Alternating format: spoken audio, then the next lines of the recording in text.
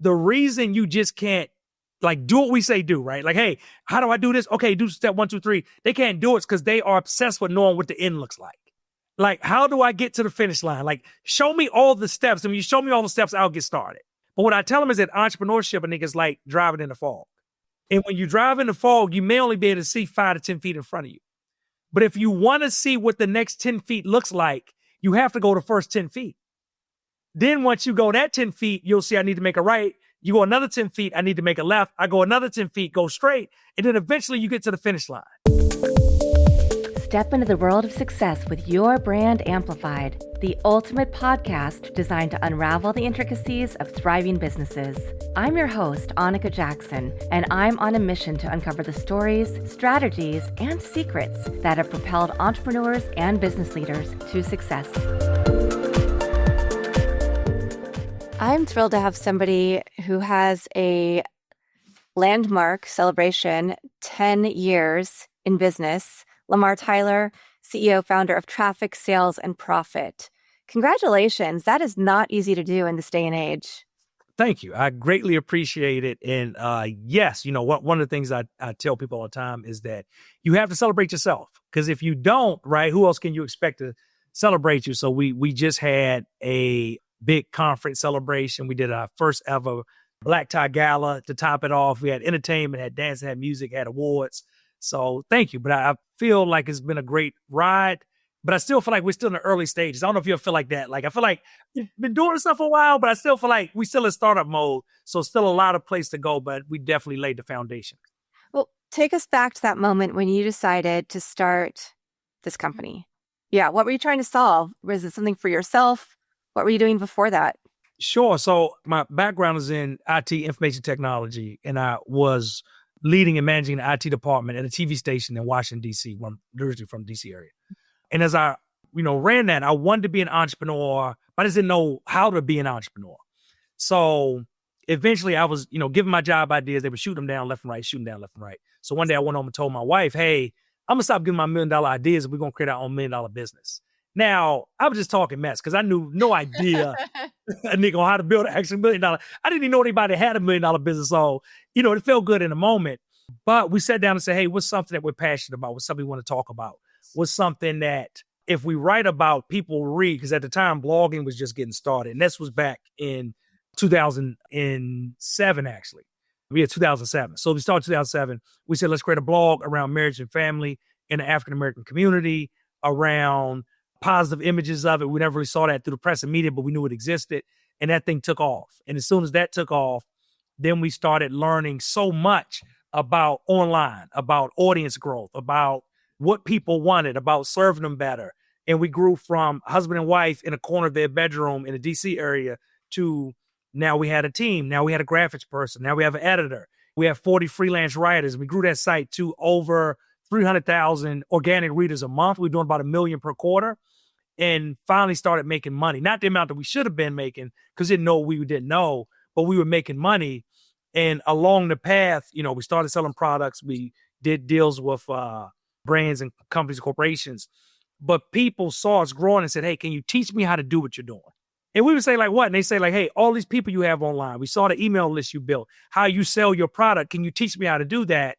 And that's where Traffic, Sales, and Profit was born 10 years ago. So 2015, we started with an online course. That was like a culmination of all the things that I had learned in the hard way, going through the process of like building an online business. And then the next year we did our very first conference. And then that was the first conference at TSP Live in June. We do that every June coming up. And then we just started to like just grow and grow and grow from there. And now we have an ecosystem, Traffic, Sales, and Profit, over 50,000 plus people in our online communities and free groups. We have a paid accelerator called TSP Mastermind that is a 12-month program that 6-figure companies go through to get to 7. We got another one called the Collaborative for 7-figure companies to get to 8 figures, and then online membership. So it's a complete ecosystem no matter what stage people at in business to help them kind of grow and move. But it just all started, if it's a good takeaway for the audience already, it all started because people saw us doing it. And Anika, I don't know if I can like overemphasize like how important it is for you to just do it. Like so many times we just thinking about doing it and we get so paralyzed in the analysis of what it will take but everything I can track back to every level of success, it never came because we launched it and just was successful. It came because we just took the first step, and then that led to the second, third, fourth, and then we eventually reached some level of success, and then we did something else and pivoted, hit another success, and kept going down the path. Well, you had a few things that are really interesting about your story and journey. And first of all, I mean, kudos. I commend you highly. Obviously, other people you have as well. You've been given different awards. I think learning to do it yourself is the best way because it's something that you love. It's something you're passionate about. But there's a few things. And I want to go back to, this is a family business, right? You and your wife started this. I love your Instagram, the first pin, right? This is a woman who lost me my $1 billion company, but you talk about growth and celebrating 20 years and how she really helped build with you. And I just think that's so beautiful. So knowing that you're surrounded with people that you trust is really important. Knowing that you both had a passion. You knew you wanted to be an entrepreneur. You just didn't know what that was going to look like. And you probably didn't even know when you're starting the blog that this is going to be what would come out of that. No idea. Yeah, no idea. Yeah. And this was like in 2007, right? For the younger people on, listen, 2007, there were not all of the breadcrumbs that you have now. You're like, I want to learn how to be like this CEO. Let me just read his Substack and follow him on Instagram and look on TikTok what is behind. There was none of that stuff. Like someone might have a book and that's the best you're going to get. And even when we started the blog, we had heard about somebody one time that made money in California, but there were like we were the first kind of wave of influencers woke up. There were not so many examples in front of you, so many people so freely sharing information for those who want to implement and take it. Yeah, 100%. And now you've been on the Inc. 5,000 list for 4 years. Yes. Yeah, we did 4 years straight, 2021 through 2024. And that probably, we've got like a lot of awards. That probably is my proudest because what it measures is growth. Not even just, you have to have like a minimum revenue, which I think is $2 million is where they start at. But it measures like the company's growth. So for us to grow consistently enough to be on that list of the country's fast growing companies for 4 years straight was just to me a major testament to our team, number one, and then our community, right? Because I take it as a major honor that people trust me with their companies and businesses. Mm-hmm. Yeah, absolutely. You have a saying and also a book, The Gatekeepers Are Gone. What does that mean to you? Yeah, when I talk about The Gatekeepers Are Gone, when I wrote that, and that was my very first book, I wrote that I was inspired because due to the lowering cost of technology and the rise of social media, the middleman had been removed in a lot of industries. You know, I talked earlier about our marriage and family blog, but one of the first products we had, we started doing documentary films. Don't ask me why, because we had no experience doing them. And if people like, what's your first one? I'll never tell you because it was terrible. But we got better along the way. But we would literally, we would get our idea and concept for a movie. We had cameras, right? Now, these cameras we had may cost a few $1,000s, but about 5 years before that, my $3,000 camera probably would have cost like $20,000 for the same thing, right? So we had cameras, we had equipment, we could go shoot it ourselves, we could edit. The laptop I bought from Best Buy was powerful enough at the time to edit. And, you know, so all this, the growth in technology just made so many more things accessible. At the same time, because of social media, we were able to, like I said, do 300,000 plus, you know, at the height of the site, readers every month. We were able to move those people in, get them on our email list, nurture them. We would do our own 10 to 12 city tours around the country with every film. And we'd do a new film every year. So we were able to build these audiences up in different places and then use them for that to sell to people that weren't in those cities. So if I went back just probably 5-10 years before that, the only way I possibly could have made 7 figures in film would have been me having to, I'm in Atlanta now, but was in the DC area originally, would have had to leave DC area and go to Hollywood, ask somebody in Hollywood permission to make a movie. Now, the person in Hollywood probably would not be the same demographic as the movie, or the people I was making the movie for. They might not have understood the movie. I might have tried to make a movie on marriage. They might have been single, never been married. They might not even have liked marriage. But that person would have had to give me a green light to serve my own people. If we think about it, that's crazy, but that's how most industries have worked for a long time. So I talk about the fact that gatekeepers are gone, and now more than ever, again, there's nothing stopping 99% of the people from going directly to the consumers they want to serve, serving those people at the highest level, and then getting paid in the process. Mm-hmm.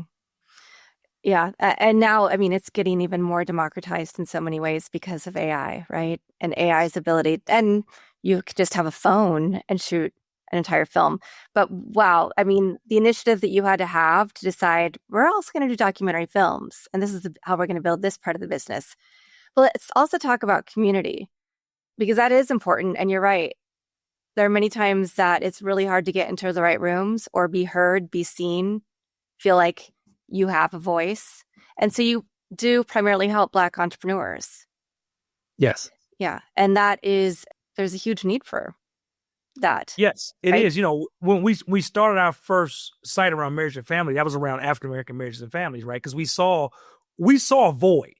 And for anybody listening, in your own communities, your own pockets, it could be geographic location, could be ethnic background, could be your faith. Like, as you walk around day to day, you'll see voids and opportunities. And the void we saw was that there were not positive voices in this space.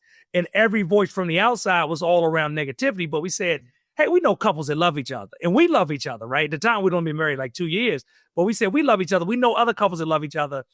We want to show that representation. When we did, boom, it took off. And so many times people don't want to niche down. We have the fear of, hey, if I niche down to a certain market, I'm going to repel all of the other people and nobody else will spend money with me.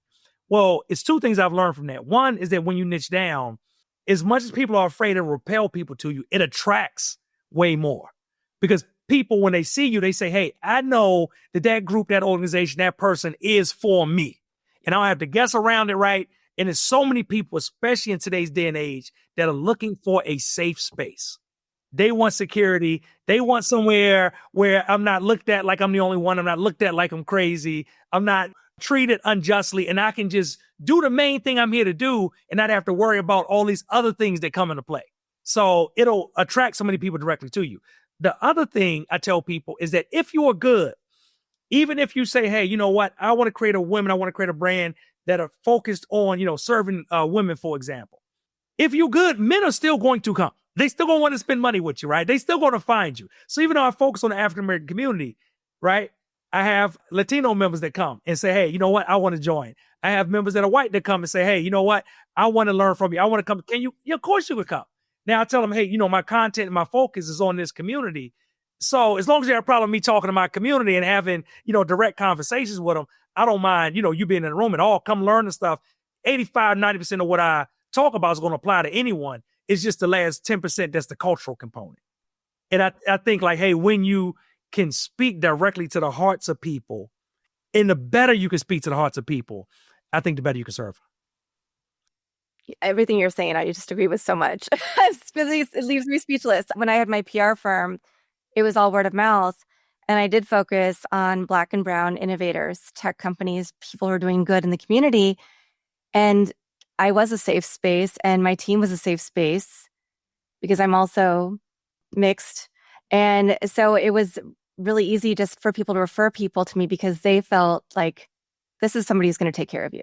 And I think we do need those spaces. And particularly, it's sad to say, but with everything that you hear, that you see in the media, you want those spaces even more now, right? We want to know that we can go someplace and talk about our business issues. And maybe there's a little bit of personal stuff mixed in there, something else. We need to know where we can get that next business loan from. We need to know where this customer is going to come from. We need to know how to talk to them. But you have to be in a room where you know that trust factor is there and that there are people in the room who have been there already and can show you the way, and maybe people that you can help. Yeah. If I can share, probably one of the most transparent things I share with my clients is we'll do like a 2-day training at our office. And we own the building our office is in. So I'll give them a tour of the building. We got a studio upstairs. I'll show them the studio and I bring them back down. And I say, hey, whatever I'm teaching, I say, I'm going to teach in a second. But I just want to share you the process of how we bought the building. And then everybody leans in, right? And I tell them that when I was going through the process of buying the building, there were so many things that went wrong that shouldn't have. And there are ways that we were treated wrong and incorrectly. But the thing is, I didn't know anybody that bought a building. So there was nobody I could call and be like, Uncle James, when you bought your building, did they do this or did they do that? And I think, one of the things I share is that there are many times when we feel like we're being wrong, but we can't quite put a finger on it to prove it. right? Like I can't like prove it all away. And if you try to say it, like people try to act like you crazy or like you're just imagining things like you weak. But once I learned that there were prejudice and things in place that should not have been in place. I should have easily not went through half the crap I had to go through. But now I share that story so that other people don't have to go through it. And again, like that's the importance of, again, like being in a safe space and being able to share things and take others along on the journey as we grow, as we rise, as we all should. There are a lot of groups that are masterminds that say they're going to help get you from one place to the next. Your mentality is hustle and tech equals wealth. So can you walk us through a little bit about, obviously you don't want to give away your secret sauce, but how you help people get from 6 to 7, 7 to 8, and what does hustle and tech equals wealth mean to you? Yeah, one of the main, and I'll start with the end first. One of the main things I tell people is that if you want to be successful, if you want to get to millions, it is going to take work. And in today's age of Instagram and TikTok, that's not what we want to. We want to see like, hey, you know what? I create a product. I'm going to have all these orders. I'm going to be like laying on the floor in all of my packages, right? It's like everybody's going to sell me out in one day. And I should be able to accomplish this in 60 to 90 days. If it takes me 6 months, that's way too long. So what people don't realize, and I'm very transparent, is like, hey, you know what? Do we have systems and frameworks that work? Yes. But guess what? You need to work just as hard as they do. And as you grow, and it's sometimes, right, like the goal is not for you to work at that same level forever, but you're going to have to put some sweat equity in. So what that looks like is we talk about, and we have all the ranges in our community. Okay, people say a lot of times, Anika, hey, my goal is to get, in the beginning, they say my goal is to get to 6 figures. What I tell them is that 6 figures should be a milestone, not your destination. And some people say, well, whoa, 6 figures is good. Don't diminish it. I'm not. That's why it's a milestone. We should celebrate it. But we got to get further because 6 figures in your business is not like 6 figures on your job. No. And 6 figures in many places that we live, I'm in LA, is not even is not line. Yes, right, exactly. So if we talking about $100,000 in my job, I might bring home 70.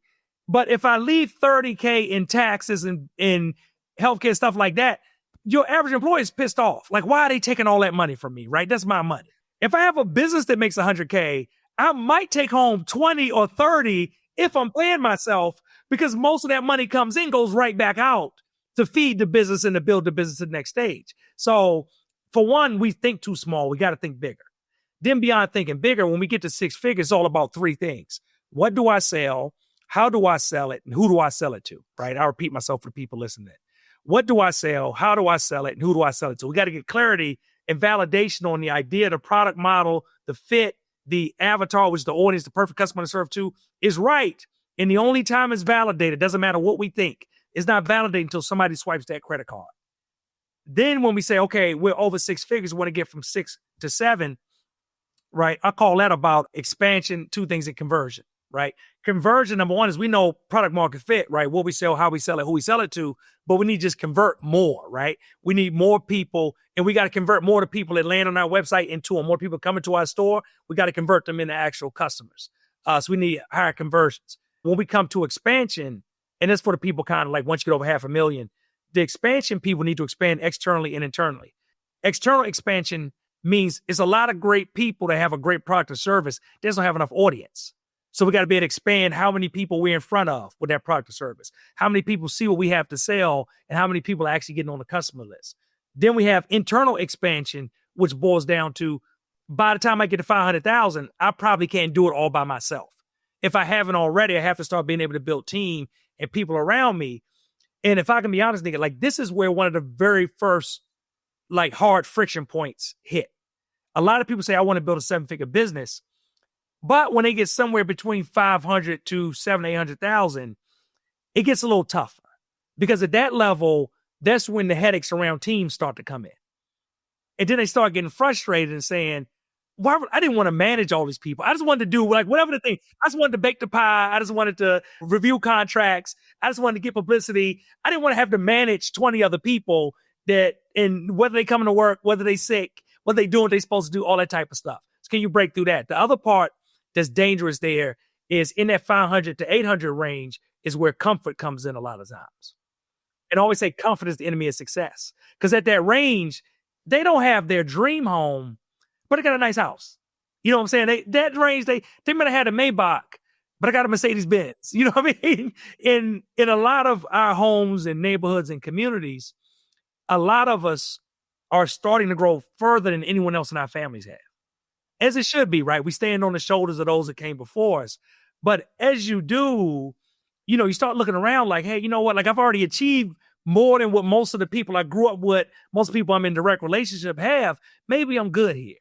But, we got to keep pushing. And then, like I said, that interesting over that $1 million mark is a lot about team. It's less about you and more about the people, right? Because at that level, we got to have teams. So then not only do we have a team, but most of the time we have a team of teams. So it may be somebody that heads marketing and they have a team. Someone over sales, they have a team. Someone over operations, they have a team, et cetera. But now we're leading a team of teams. And the biggest challenge there, the people I have, the clients that reach 1 million, 5, 10, et cetera, they're very good at sales and marketing. It's not with them most of the time about how can I sell and do more to make more money. The biggest issue they have is how do I lead the teams that I have? Because that causes them, they have to be able to build a leadership muscle that many of them never had to exercise or build before. And how do you build and become a great leader if you've never led people? Right. I got people that worked in corporate that never were in management positions. I've got entrepreneurs that never had jobs before. So even though I never managed a lot of people, like I never managed the amount of people we have in our company now, but I was in meetings with a GM or with a CEO or with a C-level executive, and I watched what they did. And now I see those fingerprints, right, of things I liked and didn't like all over the way I do meetings, the way I engage with my team, et cetera. What if you never sat in any of those meetings because you never worked for anybody? So, it's different levels at different stages of growth, but all of it is possible if you right community and push it to the right places. Nice. Conferences have been a big part of your strategy. How did you handle that during the pandemic? And why is that a cornerstone of the work that you do? That's so good. One of the things I always say is that there is nothing like in-person community. And even in today's day and age, I feel like community... Well, especially in this day and age, because we're so used to doing we're across the country from each other. It's fantastic because we get to meet. And I already have some ideas, other podcasts I want you to be on, things like that. But being in face-to-face would be even more effective. It's different. You know what? And Nika, that's exactly it. What I'm telling people is I think in-person community is the anti-AI. I see like all these things AI going to disrupt. That's the one thing I don't think it can disrupt that part yet, right? But it's that. And if you think about times when like, hey, me and you connect, it's like, I love your energy. Like, we're like, hey, we get connected online and we talk and we share information. And that's great. But that first real connection is the first time we meet. And it's like, oh, like how many times you had somebody you're going to be like best buddies online.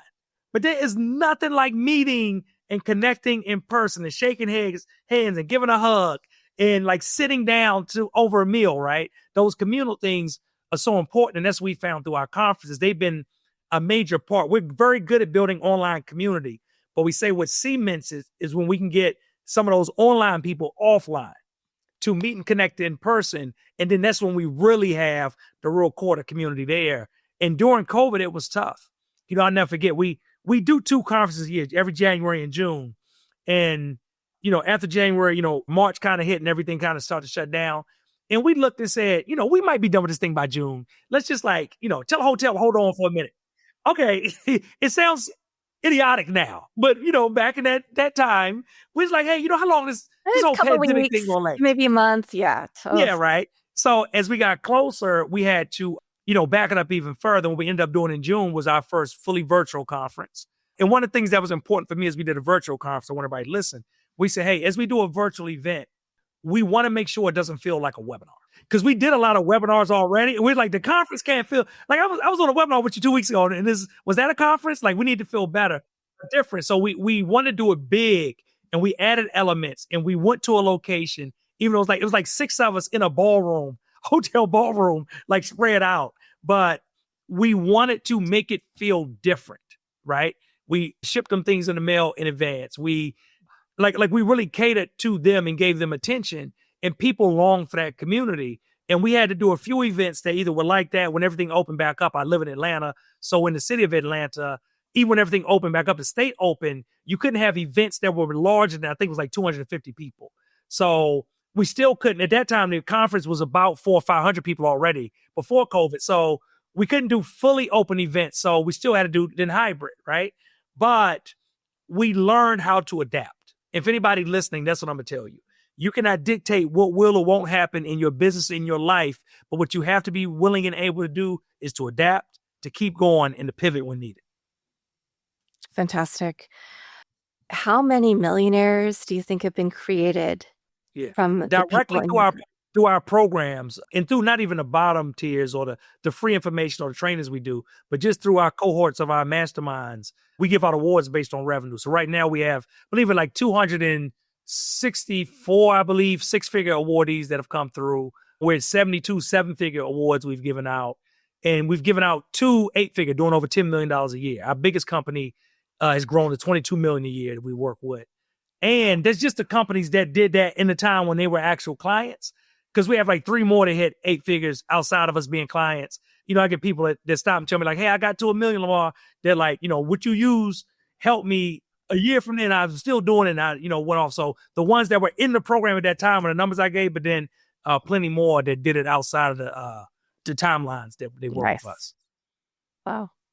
Yeah, and that was my next question is how do you track? Because I'm sure there are a lot of people who learn a lot with the time that they have with you, and then they carry that's that one on. of the big things we do, and we actually want to track better. Like my wife is spearheading, she's my partner, my COO. She's spearheading that part. Well, we actually want to get even more data because like one of the things I'm most excited about that we didn't track in the early days is not just how much, money the companies make, but also how many people they employ. Because then I think a lot of times we forget is the impact. Like when you grow your business, and this is why it's important for me to people to think bigger too. When you grow your business, you don't just impact your family. When you start to bring on team, then you're impacting families, right? And every family is like 3 people in that family, 5 people in that family. That family may be taking care of their parents and maybe their, sister or brother's children as well. So literally like great entrepreneurship has a butterfly effect of, hey, you know what? You're not just serving yourself. You're not just serving your clients, and you're serving the people that you employ as well. Yeah, amazing. Talk about a 90-day sprint. Somebody who's listening, we are getting to the end of the year as of this recording and when this will be released. People are thinking about, some people may have made plans for next year, but I think a lot of us are still in that place where we're testing and iterating things, getting stuff teed up to launch.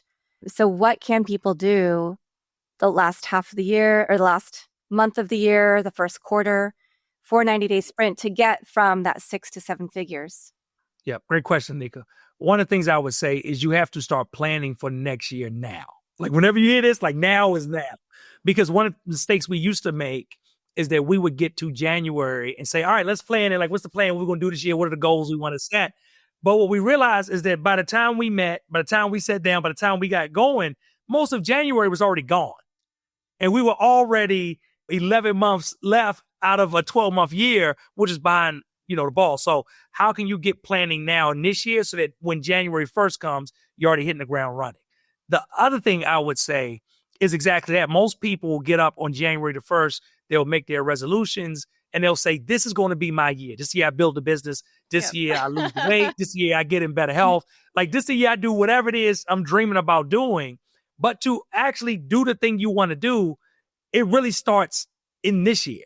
You say, I want to build the business. You start thinking about the business idea now, right? What are the legal things you need to have in place?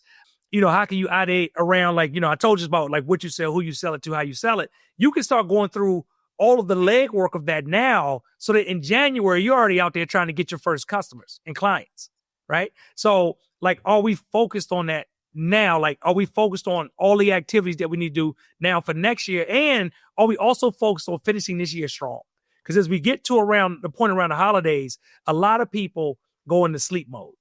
They go into hibernation where no matter, it could have been a great year or a bad year. If it's a bad year, they say, I can't wait for this year to be over, Anika. This is terrible. I can't wait for 2026.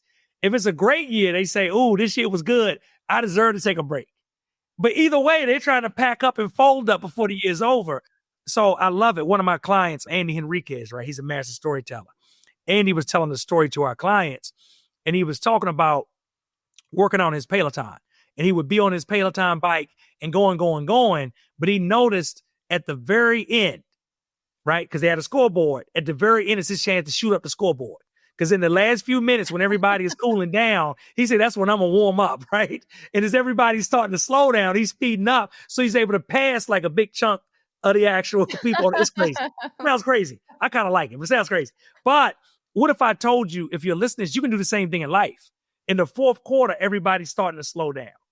In the fourth quarter, right, the gym is the most packed on January 1st, not on December 30th, right? So, if we want the physical gains, like start working and doing it now. If we want to grow the business, your competitors, while they're taking time off, while they're packing everything up, you say, hey, I'm going to finish strong and get new clienteles, new business, new ideas, right? Like whatever it is out this year so that you can get everything you're supposed to get before we hit December 31st, 11:59 p.m. Nice. Yeah. And what is a big mistake that you see people make besides starting in January to plan for the year? Another big mistake is they do it alone. And I tell people all the time, the easiest person to let down is yourself. We let ourselves down. I don't know about you, right? But me, I let myself down consistently all the time. I'm like, today going to be the day I get up early and do. No, I'm not. You know what I'm saying? Today, I'm not going to scroll on the phone. Yes, I will be, right? Like I'm doing all these things, but it's the easiest thing to do it when it's nobody else that knows that you're supposed to be doing it. As soon as you tell somebody that you respect and somebody that you allow to hold you accountable, then you'll see you get exponentially more things done. If you're in a group of, let's say, 4 other people, and you know that we meet on Wednesdays, and if, let's say, me and you in this group together, and I tell you last week, Anika, by next Wednesday, I'm going to have this thing done, that thing done, that thing done. I don't care if it's Tuesday night or if I got to get up early Wednesday morning. What I don't want to do is show up in front of 5 people and be the 5th person out of the other 4 did what they supposed to do and I did not. I don't want to show up in life like that. So I'm going to do whatever I need to do to get something done just because other people are aware of what I'm doing. I told them that I would show up in a certain way and I want to have integrity around my word. Because again, we have a lot more integrity around the word we give to other people versus the word we give to ourselves. 100%. Absolutely. What do you see the next 10 years looking like for you? This is interesting. It's so interesting because I don't know. There's so much disruption and change happening now. I spoke in London a few years ago. I speak every year, but the first time I went was 3 years ago. And there was a guy there, Stephen Bartlett, has a big podcast called Diary of a CEO. And Stephen Bartlett said that disruption is happening faster than ever before. He said things that took 3 years now take 3 months. Things that took 3 months take 3 weeks. Things that took 3 weeks take 3 days. And that blew my mind because I looked around me and said, this is so true, right? And because of AI, because now we're in a totally 100% global workforce. There were remote workers before, but it totally got accelerated coming out of COVID, right? The world is just so different and there will be so much disruption. So what I'm doing, I'm telling my clients is I don't really know what this world even looks like 5 to 10 years from now. But what I do know is that in the meantime, I need to go as hard as I can and I need to move as fast as I can towards success so I have as many options as I can. And one thing I always say is that, hey, you know what? At the end of the day, the people that have more freedom, more time freedom and more financial freedom are the people that'll have the ability to pivot and navigate the easiest. So if you've been thinking about building a business, like now is the time to build it, not later. If you're thinking about, hey, I want to start investing, now is the time to invest, not later, because you give yourself more choices, more options, more opportunities for you and your family. Yeah. My follow-up question was going to be, I work in higher ed as well. And now we're hearing certification programs are more important. Trades are really important. We don't know what's going to happen with higher education. A lot of programs are being influenced by politics as well. And so I see a lot more of my students or grad students going into entrepreneurship or wanting to start businesses for themselves. And I think we're going to see that pattern continuing. So that's where we need our businesses to be really on point so that we can help shepherd them in, help them grow. Yes, totally so. Like I said, I talked about disruption a minute ago, and I have a client that leads a community of educators. And I spoke at her conference recently. It's called Seven Figure Educator, actually. So I spoke at her conference I'm gonna write recently. that down. Yes, right. I was thinking about you. I need to connect you. Her name is Dr. Erica Jordan Thomas, right? Seven Figure Educators, her brand. That's the conference. So as I was talking to the attendees, I speak a lot, and that is the most educated room that I ever speak in. It's like hundreds and hundreds. And I'll never forget the first time I went, it was like, how many of you have, at least a master's degree? And it was like 60, 70% of the audience. And the other 30, 40% all had doctorates. It was like, if you had a bachelor's in that room, you were slumming it, right? So it was like such an educated room. But there's a few things, I told them, number one, there's so much disruption. You looking in, the federal government's trying to shut down the Department of Education, right? I pop up and I'm looking online and it's like, okay, these are no longer considered professional degrees, right? And you're like, hey, tell that to my student loan people and all this thing. So all this disruption is happening.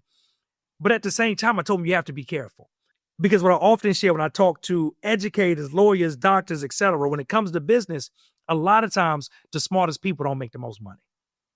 And when I told them that, they said, they thought about it. The room got quiet.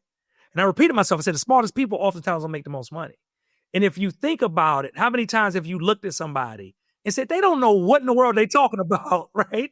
But they have the biggest platform. They got the most followers. They got the most customers. They got sold out events, all this stuff, but they have no idea.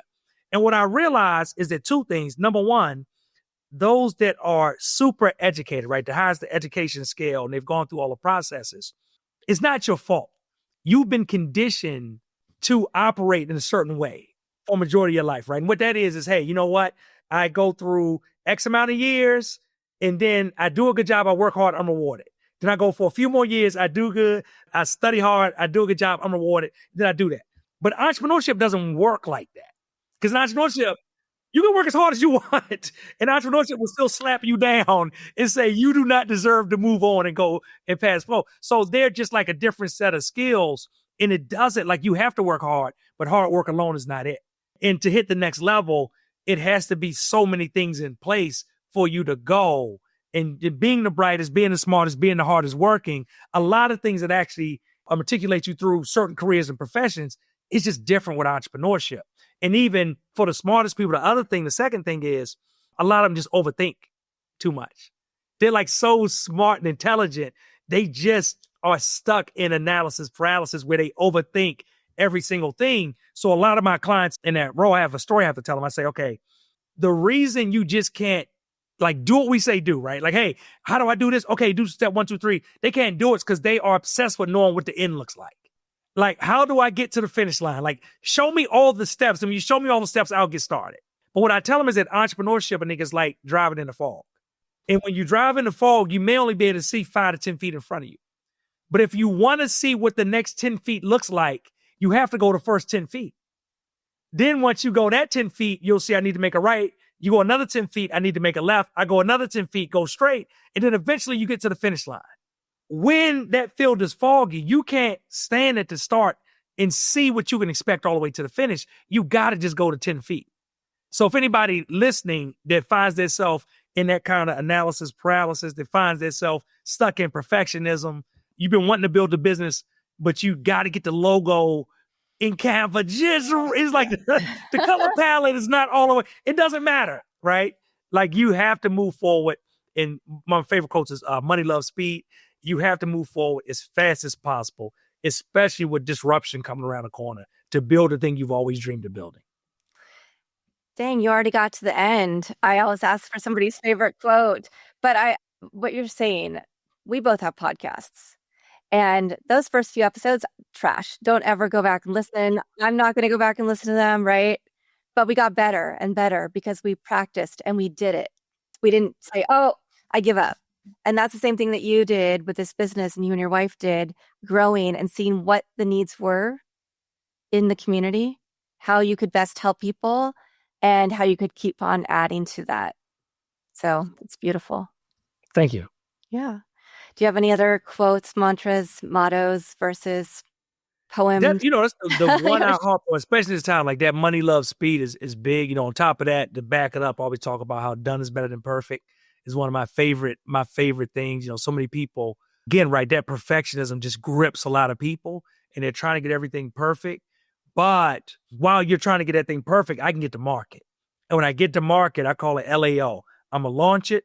Once I launch it, I'm going to analyze it. Once I analyze it, I get to optimize it. And there's no such thing as a perfect product or service. So once you get it out, no matter if it takes you 6 years, 6 months, 6 days, you got to launch it, analyze it, and optimize it. So by the time somebody else's launches, I could have been through that LAO process 2 or 3 or 4 times. And there's no way that your version 1 will be as good as my version 4. Plus, during that time, I built a list. Plus, I figured out how do I actually sell it. Plus, I figured out the mistakes I've made. And you just did square one. So we got to get started. We got to get moving. And, that's the key. Like, that speed part is everything. This has been so much fun. And I'm serious. I have some ideas and some people I want to connect you to. Awesome. Yes, so, yes, Lamar, Tyler, Traffic Sales and Profit, thank you. We will obviously have links to your LinkedIn and to your website in the show notes. The website has so much information, all your programs, events, free resources, blog, merchandise, right? And your podcast as well. So it's really a one-stop shop, and it's really beautifully designed as well, may I say. So, yeah. Thank you to everybody who is listening to this episode, watching it. Leave us a rating, review, tell a friend, and check out Lamar's resources. I was already inspired with what I'm doing, but I am even more inspired and re-inspired to keep on my path because of this conversation. So thank you. Awesome. Looking forward to working together, Anika. Further. Absolutely. Hope everybody else is just as inspired as I am. I know there's a lot that you can take from this, but the number one thing is just get started. Thanks for listening or watching to this episode of Your Brand Amplified. Don't forget to leave us a rating or review on your favorite podcast listening platform.